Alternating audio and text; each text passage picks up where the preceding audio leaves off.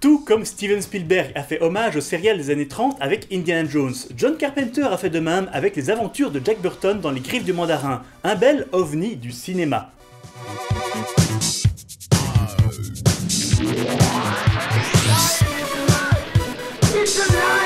Avant tout, vous allez me demander, mais qu'est-ce qu'un serial ? Eh bien, avant que la télévision mette le 7e art à la portée de tous dans les années 50-60, nous, pauvres mortels, étions obligés d'aller au cinéma pour voir un film. C'est vrai que le téléchargement était un petit peu lent à l'époque. Mais avant de lancer la bobine de série A, le spectateur avait généralement la chance d'avoir une mini-série pour se mettre dans l'ambiance. Ce sont ces mini-séries que l'on appelle serials, et même si le phénomène était moins important en Europe, ces histoires ont touché plusieurs générations de réalisateurs et ont, par là, marqué la culture populaire. Même si vous n'avez probablement jamais vu de serials de votre vie, vous connaissez tous ces héros, Superman, Tarzan, Zorro, Flash Gordon, etc. Pour ne prendre qu'un exemple parmi 100, c'est justement Flash Gordon qui a inventé le texte d'introduction penché, réutilisé plus tard par George Lucas. Bien entendu, à l'époque, à moins d'aller au cinéma tout le temps, il était presque impossible de suivre vraiment ces histoires. On tombait sur l'épisode 2, puis le 7, puis le 1, et ainsi de suite. Ce que l'on demandait donc aux serials était tout simplement un plaisir immédiat, avec un petit peu d'action, un héros héroïque, un méchant bien méchant, et des effets spéciaux à 2 balles. Tout ça pour vous dire que de nombreux réalisateurs ont fait des hommages à ces histoires qui ont marqué leur enfance. Indiana Jones et Star Wars ne sont que les 2 exemples les plus connus. Avec Harrison Ford, Spielberg a gardé une partie du ton décalé et irréaliste des serials.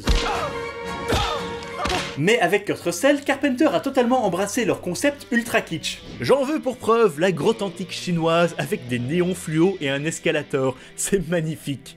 Mais reprenons les choses depuis le début. Big Trouble in Little China, titre original que je trouve bien plus attrayant que Les aventures de Jack Burton dans Les Griffes du Mandarin, est un film américain datant de 1986. Je vais être honnête avec vous, les 2 premiers tiers du film sont un petit peu mous, surtout comparé au climax. Et comme je veux vous donner envie de voir ce film, je vais devoir vous montrer certaines scènes qui peuvent être considérées comme des spoilers.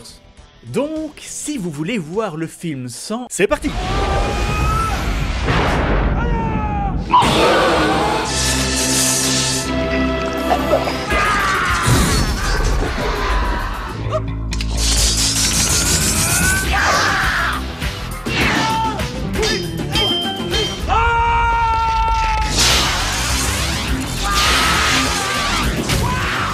C'est un petit peu kitsch, n'est-ce pas? Mais attention, ça n'est pas un nanar, car la surexagération et les dialogues discutables sont voulus et totalement assumés.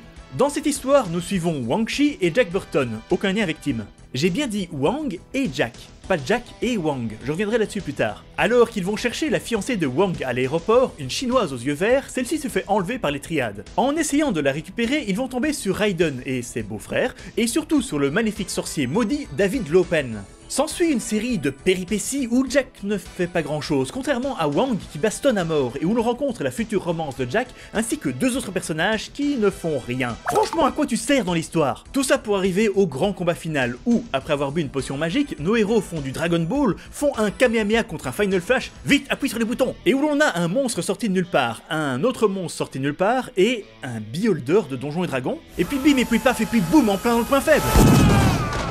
Qu'est-ce que ce film est fun! C'est un petit peu dommage pour le début, encore que les mauvais dialogues peuvent être bien drôles. What the hell is Gracie Law doing here? She can't get enough of me. Huh, he wishes. Mais la fin rattrape largement le reste. Concernant Jack, même s'il est au centre de l'affiche, à part faire son malin tout le temps, il n'est pas très proactif. Oui bon, il fait ça. Je ne sais pas si c'est un hommage voulu au frelon vert ou c'était le bras droit du héros joué par Bruce Lee qui faisait tout, mais pour moi il est clair que le personnage principal est Wang, puis Action. Allez, on peut dire que Jack arrive en 3ème position. De la même manière que le héros est moqué, le méchant de l'histoire ne donne jamais l'impression d'être une vraie menace et est globalement plutôt immature. Il se fait aussi tuer comme une merde, ne l'oublions pas. Doit-on pour autant dire que ce film est une parodie de film d'action? Pas plus qu'Indiana Jones, qui surfe sur les mêmes clichés. Bon, bien mieux il faut l'avouer. Moralité, c'est un film qu'il ne faut pas prendre au sérieux. Faites-vous une séance entre amis avec des bières et des chips, et je vous assure que vous passerez un bon moment. Encore une fois, l'avantage de parler d'un film de John Carpenter, c'est que même si le film est particulier et relativement peu connu, vous n'aurez aucun mal à le trouver en Blu-ray ou en DVD. Bon, maintenant les amis, je vous mets les liens habituels sur les côtés, mais je dois vraiment vous demander quelque chose. S'il vous plaît, partagez mes vidéos. Rien que de mettre un petit pouce bleu sur YouTube, c'est déjà quelque chose, mais les partager si vous les aimez, c'est encore plus important. Vous, ça vous coûte rien, mais moi, ça m'apporte beaucoup. Alors je vous dis merci d'avance et bye bye bye bye.